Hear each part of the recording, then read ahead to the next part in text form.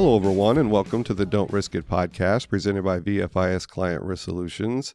This program focuses on the exposures our clients frequently encounter and discusses some potential solutions to help reduce these exposures. I'm your host, Chris Rogers with VFIS Client Risk Solutions, and today we're discussing the updates to the Responder Help website. Joining me on the program today is Rick Gurba, and Rick is the Director of VFIS Training Programs. Rick is here to talk with us about the recent updates and changes to the Responder Help site and the resources that are available on the site.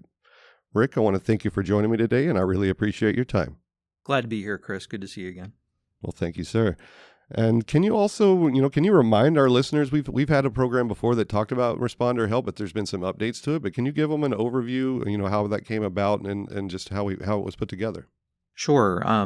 Responder Help was developed roughly 5 years ago in celebration of the 50th anniversary of VFIS. The leadership wanted to give something back to the Fire and EMS community that helped make VFIS and Gladfelder be successful. And it followed in the spirit of Art Gladfelder, who's the founder of VFIS and Gladfelder Insurance Group, to provide that platform for responders free of charge. So can you talk about the types of resources that can be found on Responder Help? And I'm guessing through 5 years of having the site, y'all have developed some data. And so what are some of the most popular content or items that are accessed? Yes, lots of resources, and we can certainly answer that question. We have information from, as you would expect, the United States Fire Administration, the National Fire Protection Association, state EMS officials, the EMS Management Association, Responder Safety Network, basically all of the national organizations that contribute content and research to our industry, both the fire and EMS industry and risk management as a greater body. The most popular programs are the ones that are the free downloads, and it's anything from risk communiques to stories about fire and EMS case studies and that kind of thing. But by far the most popular item is standard operating procedures and guidelines, a template format for people to be able to download in Word and then be able to modify it to their liking and then utilize it in their organization. So can you refresh my memory and the listeners' memory? Is there is it free access, or is there a registration process? Can you talk about how you access that data? I'm going to answer that. There's two answers to that. One is that it is free to everyone, and you do not need to register to utilize it. There are some registration features that if you do register, you can create your own library, and you can ask specialists that are listed on the site specific questions.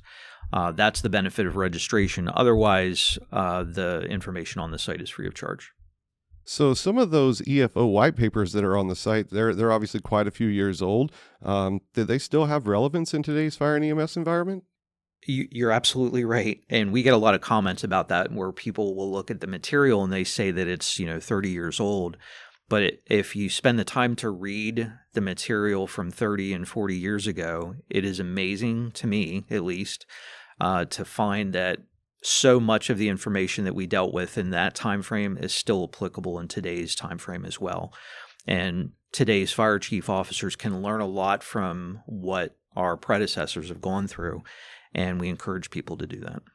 Sometimes we get recency bias, and we think that the most recent thing is the most up-to-date and the best thing. That's not always true. As you said, things that are 30 years old are still perfectly acceptable and applicable in the industry. Absolutely. We try to stay up to date with everything that's on the site in terms of touching the content a minimum of every 5 years. Sometimes that's not possible, and sometimes we, will lose out on being notified about someone changing a link to a specific or popular item, and doesn't take too long until someone notifies it that link's broken, and we fix that on the fly. So with the site being 5 years old, are there any plans to modify or make any changes to the site? Yeah, since its 5th year anniversary, we had planned to make some cosmetic changes as well as some back office changes, but basically the platform that it's built on. That needed to be updated. Some suggestions that were provided to us by users were also incorporated into the changes that we have. The most common thing that we get is that information is not as easily searched on the site.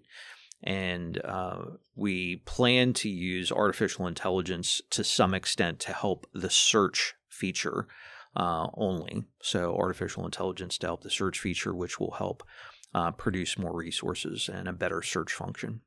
So you mentioned some feedback from the users. Has there been any feedback on what the users have found beneficial for the site? Yeah, users by far, the number one item that everyone will comment on is that the SOPs and SOGs are the best thing for them because they can take and modify an existing SOP, SOG within their organization. They can also take and for organizations that might be starting from scratch or have a new leadership change and they want to start from scratch with their SOP, SOG, or personnel manual, they can just take and download all of the information, and that will give them a basis for building a new SOP, SOG manual for themselves.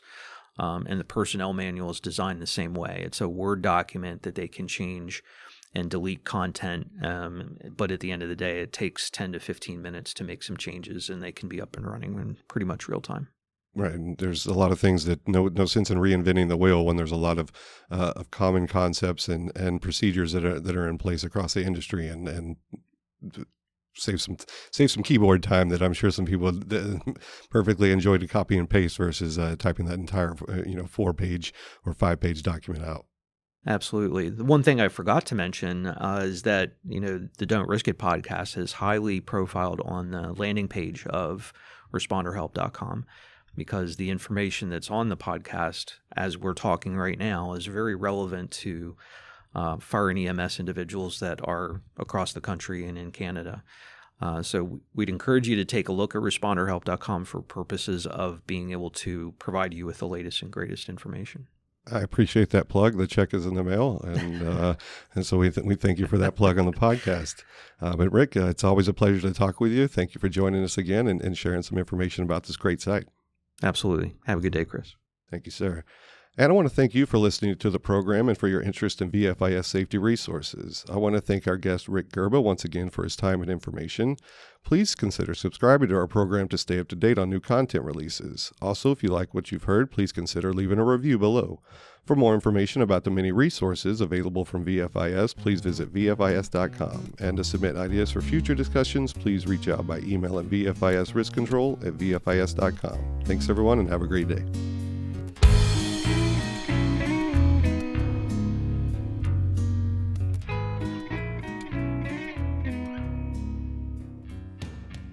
The views, information, or opinions expressed during this program are solely those of the individuals involved and do not necessarily represent those of Gladfelter Insurance Group, VFIS, and its employees.